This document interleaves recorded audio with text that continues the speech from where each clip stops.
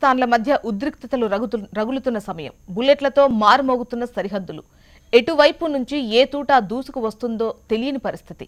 స్థానికులు సైతం ఇళ్లకే పరిమితమైన సమయం. ఇలాంటి చోట హెచ్ఎంటీవీ వెళ్ళింది. దేశ సరిహద్దుల్లో తాజా పరిస్థితులను ఎప్పటికప్పుడు తెలియజేసింది. అత్యంత సున్నిత ప్రాంతాలైన ఆర్ఎస్పురా ప్రాంతాల్లో పర్యటించి స్థానికుల సమస్యలను స్వయంగా అడిగి తెలుసుకుంది.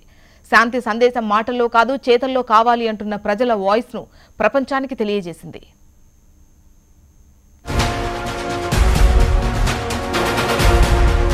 పుల్వామా దాడి అనంతరం భారత్ పాకిస్తాన్ల మధ్య చోటు చేసుకున్న పరిస్థితులను క్షణం క్షణం ప్రత్యక్ష ప్రసారం ద్వారా అందించేందుకు హెచ్ఎంటీవీ సరిహద్దు గ్రామాలకు వెళ్లింది. హెచ్ఎంటీవీ ప్రతినిధి యాకస్వామి సరిహద్దు గ్రామాల ప్రజల సమస్యలతో పాటు అభినందన్ విడుదల వరకు టైం టు టైం అప్డేట్స్ అందించారు.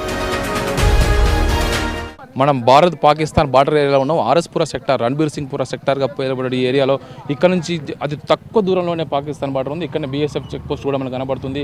ప్రతిరోజు కూడా భారత్ పాకిస్తాన్ రెండు మధ్య ఉద్రిక్త పరిస్థితుల నేపథ్యంలో కూడా ఏరియా అంతా కూడా పూర్తి ఉద్రిక్తత ఉంది.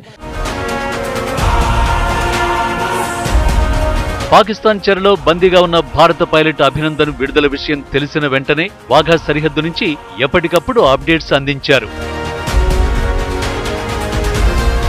3 రోజుల ఉద్విగ్నతకు తెరపడింది. యావత్ భారత్ ఎప్పుడెప్పుడా ఎదురుచూస్తున్నటువంటి అభినందన్ వర్ధాన్ భారత్లో అడుగుపెట్టడం జరిగింది. మొన్న బుధవారం రోజు పాకిస్తాన్ యుద్ధ విమానాన్ని కూల్చి అక్కడ అనుకోని విధంగా అక్కడి సైన్యం చేతికి చిక్కినటువంటి అభినందన్ వర్ధాన్ అనేక దౌత్య విజయం అనంతరం భారత్కు తిరిగి రావడం జరిగింది. భారత్ పాక్ అధికారులు అత్యంత గౌరవనీయంగా వాఘా బార్డర్ వద్ద భారత్కు అభినందన్ వర్ధాన్ అప్పచెప్పడం జరిగింది. ఈ అంశాన్ని ప్రతిక్షణం కూడా హెచ్ఎంటీవీలో మనము కవరేజ్ ఇవ్వడం జరిగింది. భారత్ పాకిస్తాన్ మధ్య ప్రస్తుతం ఉన్నటువంటి పరిస్థితుల్లో కూడా ఎప్పటికప్పుడు అటు జమ్మూ సెక్టార్ నుంచి ఇటు పంజాబ్ నుంచి కూడా ఎప్పటికప్పుడు అందించడం జరిగింది.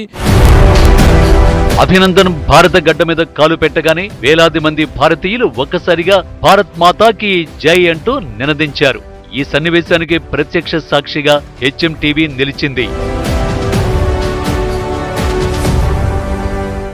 అత్యంత ఉద్విగ్న స్థిరాల నడుమ బాధలో అడుగుపెట్టి తను అత్యంత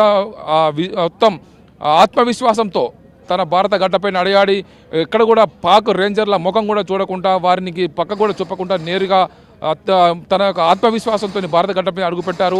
వార్త ఆగదు నిజం దాగదన్న హెచ్ఎంటీవీ నినాదాన్ని విధి నిర్వహణలో చూపుతూ మా ప్రతినిధి Yakaswami minute to minute updates అందజేశారు. సరిహద్దు గ్రామాల ప్రజల స్థితిగతుల నుంచి అభినందన్ విడుదల వరకు ప్రతి క్షణం హెచ్ఎంటీవీలో ప్రత్యక్ష ప్రసారమైంది.